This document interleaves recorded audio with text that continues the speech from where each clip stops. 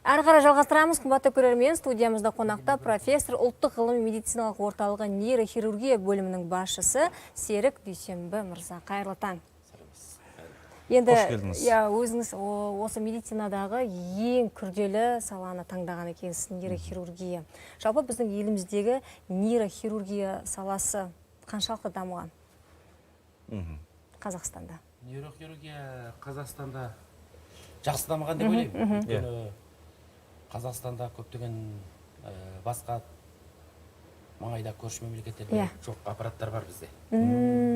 Мемлекет жағынан көмекке берілген, әсіресе мәмс жүйесі бойынша сатып алынған үлкен аппараттар бар. Оның кейін енді жаңа ғылым техниканың интернеттің дамуына байланысты докторлардың, мамандардың білім алу жолдары көбейді ғой. Соған байланысты әзір мен ойлаймын, медицина, нейрохирургия қарқынды түрде дамып келе жатыр. Микрофонға сөйлесеңіз деген ұсыныс. Қарқынды дамып келе жатыр. Өзіңіздің Қазақстанға келгеніңізге 5 жыл болған екен, е? 5 жыл болды.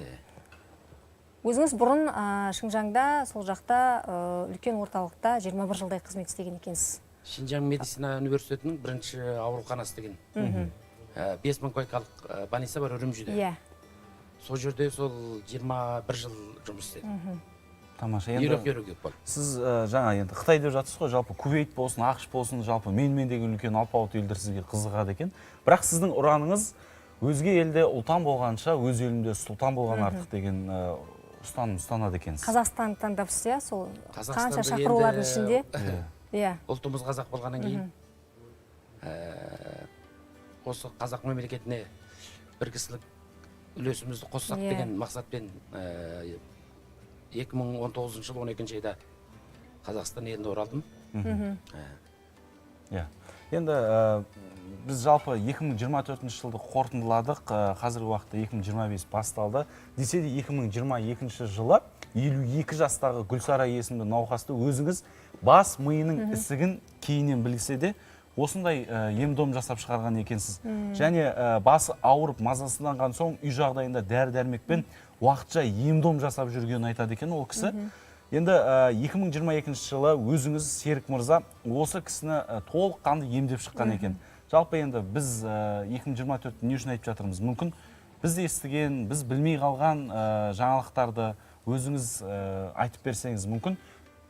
Жаңалықтарға шықпай қалған осындай бір жаңалықтарды өзіңіз айтып берсеңіз. Енді мидың ісігі, менің әсіл Қытайда негізгі әсім қан тамыр аурулары болады. Қан тамыр ауруларын микрохирургиялық жолмен емдеу. Және микрофонды олай қоя салсаңыз да болады. Микрохирургиялық жолмен және эндоваскулярлық дейді. Қан тамырдың ішкі кеңістігінен емдеу технологиясы сол арқылы ми қан тамырлары, жұлын қан тамырларының ауруларын емдеу болады. Бірақ енді бұл Америкада негізі ми қан тамырлары мен ми асты ісіктері, оның кейін мидың ісіктерін көбінде бір маман жасайды. Бұл ғылым техниканың дамуына байланысты енді осындай қан тамырлық ауруларды жасайтын докторлар, олар шеберлік дәрежесі жоғары болады деп, сондай мидың астындағы күрделі ісіктерге осындай докторлар негізетіп ота жүргізеді. Сол үшін енді осы тәжірибеге негізделіп, мен өзім Жапонияда және Америкада көп рет оқуда болдым. Көптеген үлкен мамандармен тәжірибе алмастырдым. Сол барыста осыны қорытындылап, Қазақстанға келгеннен кейін негізі мен осы мидың, әсіресе мидың терең жеріндегі ісіктерге және қан тамыры патологияларына операция жасау, оталау, соларды қолға алып жатырмын. Енді осы ретте Серік мырзамнан айтыңызшы, біздің елде қазір осы нейрохирургия саласы бойынша өзіңіздің келгеніңізге елге 5 жылдың көлемі болды деп жатырсыз ғой. Жалпы осы сала бойынша ауруға шалдыққандардың көбісі шетел асып кетіп жатады. Сол жаққа барсақ, біз емімізге бір шипа тауып келеміз деген сияқты. Ол жаққа баратта көрініп дәрігерлерге бәрібір өзіміздің елге қайтып келіп жататын жағдайлар өте көп болады екен. Енді көп адамдар мен ойлаймын, енді ақылы ғой ол жақта барлығы. Көп сеніп кетпейді екен. Енді бірақ мен ойлаймын, әзір Қазақстанда медицина жақсы дамып жатыр. Әсіресе нейрохирургия саласы. Әсіресе нейрохирургия саласында мына эндоваскуларлық дейді, қан тамырдың ішінен операциялау, позвоночник, мына омыртқа сүйектерінің орнықтылығын арттыру, дегенерациялық ауруларды емдеу, соның кейін ісіктердің жалпылық емдеу жағынан мен ойласам тез қарқында дамып келе жатыр. Ең күрделі жасалған операцияңыз қалай болды осы? Енді ол күрделі дегенде мен айтып отырмын, мидың астындағы ісіктердің барлығы күрделі болады. Оның кейін әрбір адамның ісігінің өскен орнына қарай отырып, оның қан тамырымен, нервімен, нерві жүйесімен қатысына, байланысына қарай отырып, олардың күрделі дәрежесі ұқсамайды. Соның ішінде мен ойласам 2024 жыл бізде ең күрделі өткен операция базилар артериясының гигантский дейін андай үлкен 2,5 сантиметрден диаметрі жоғары аневризмаларға біз 2 науқасқа операция қылдық. Сондай науқастарға. Нәтижесі қалай? Жоғары көлемдегі байпас дейді. Байпас деген басқа жолмен, байпас деген сөз өту деген сөз ғой. Байпас деген сөз жанынан өту деген сөз. Мысалы жүректің қан тамырларын жалғау деген сияқты.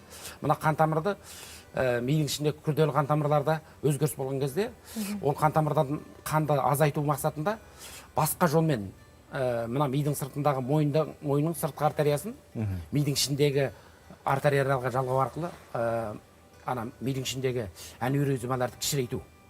Олар аневризмалар бірден кішірей алмайды. Бірақ қан ағысы азайғаннан кейін ол аневризмалардың көлемі, ішіндегі давлениялары, қысымдар төмендейді. Сол арқылы оның ішіне және эндоваскуларлық амал арқылы ішіне ағыс өзгерткіш аппараттар бар осы кезде, follow diverter деген. Сол follow diverter ағыс өзгерткіш аппараттарды қою арқылы қан тамырдың ағысын өзгертіп, сол екі түрлі амалды бірлестіру арқылы екі науқасқа операция қылдық. Екеуі де сәтті болды. Енді ол халықарада қиын күрделі операцияға жатады. Біз кеше ғана Азияның нейрохирургия қоғамдастығында онлайн вебинарда болдық. Сол кездегі ең негізгі сұрақ талас сол әсіресе мына артқы басындағы базилар вертебрал системасындағы артериялық аневризмалар, әсіресе осындай үлкен аневризмаларды операциялау бұл халықаралық үлкен ағынға жатады. Бірақ оның өнімі әлі де оны науқасты ұзын уақыт қарау керек, бақылау керек. Оның ұзын уақыттық өмір сүру. Отадан кейін, е? Отадан кейінгі өмір сүру. Ұзақтығы қаншаға? Сапасы қанша болады, өмір сүру қуаты қаншалықты болады, уақыты қаншаға болады деген сияқты.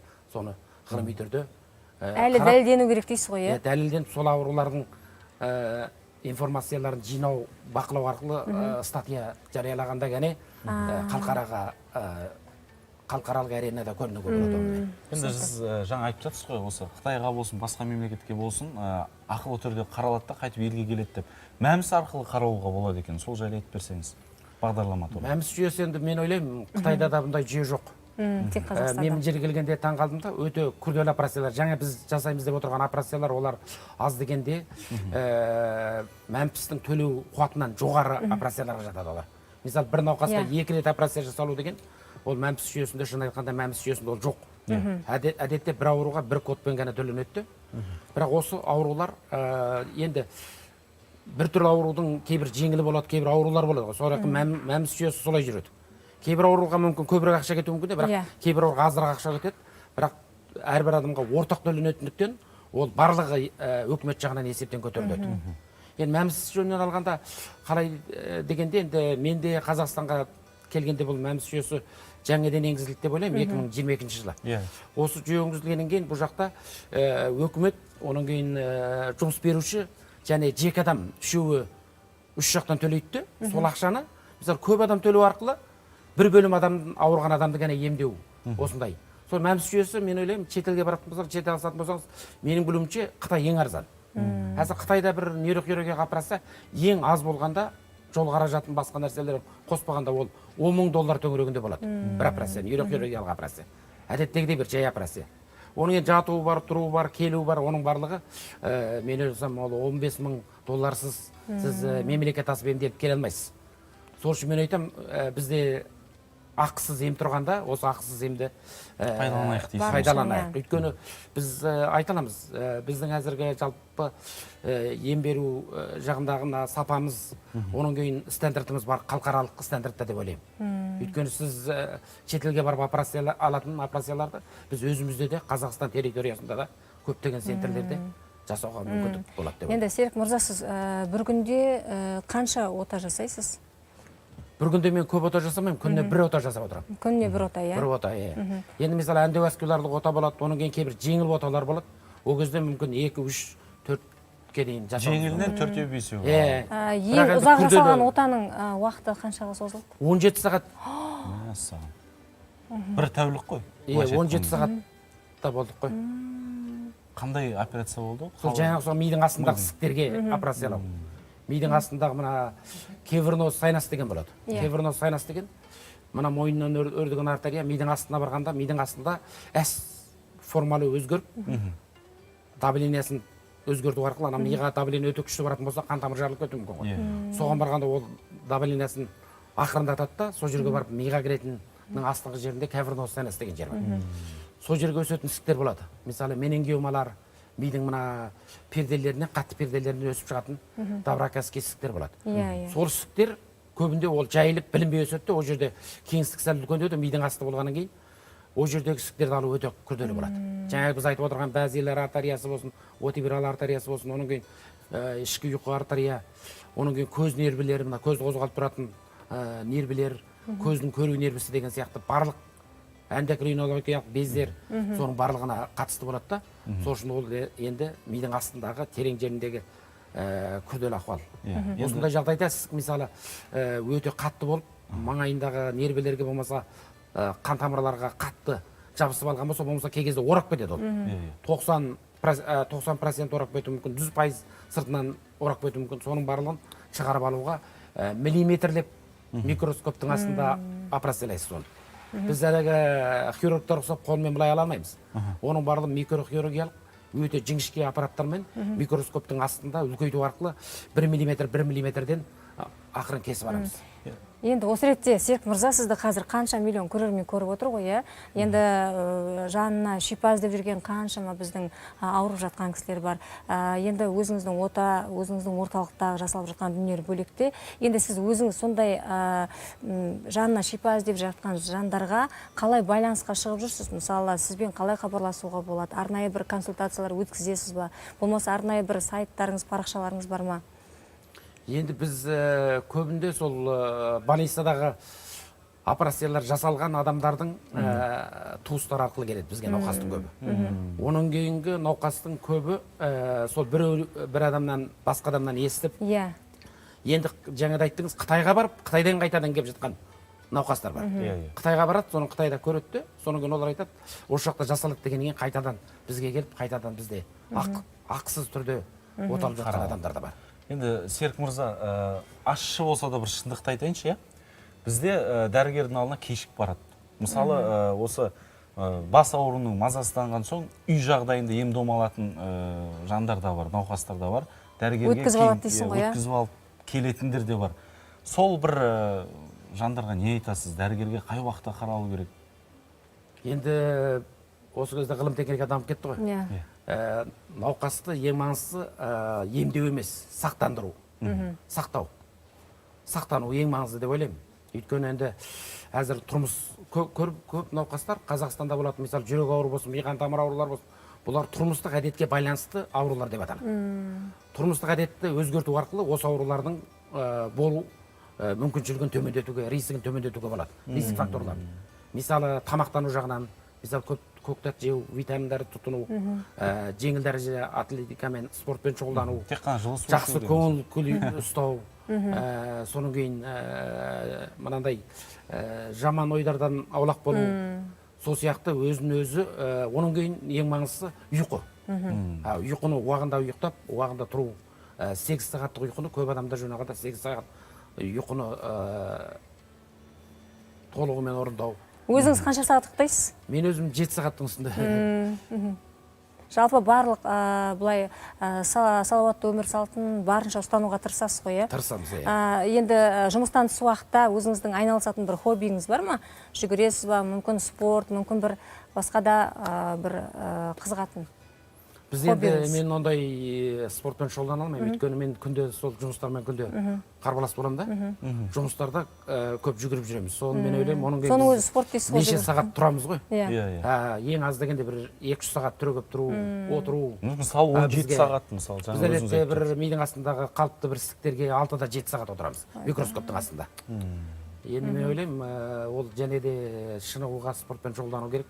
Бірақ енді мен ойлайтын, жаңа сіз айтқан сияқты, алдын ала тексеріп, алдын ала байқалған кезде кінәратты, мысалы, басыңыз ауыратын болса, қайта-қайта ауыратын болса, көп ауыратын болса, ол кезде ең аз дегенде бір КТ болмаса, МРТ-лерға түсіп көруіміз керек. Алдын ала тексерілу, жылына бір рет тексеріліп тұру, ол енді өте маңызды ғой.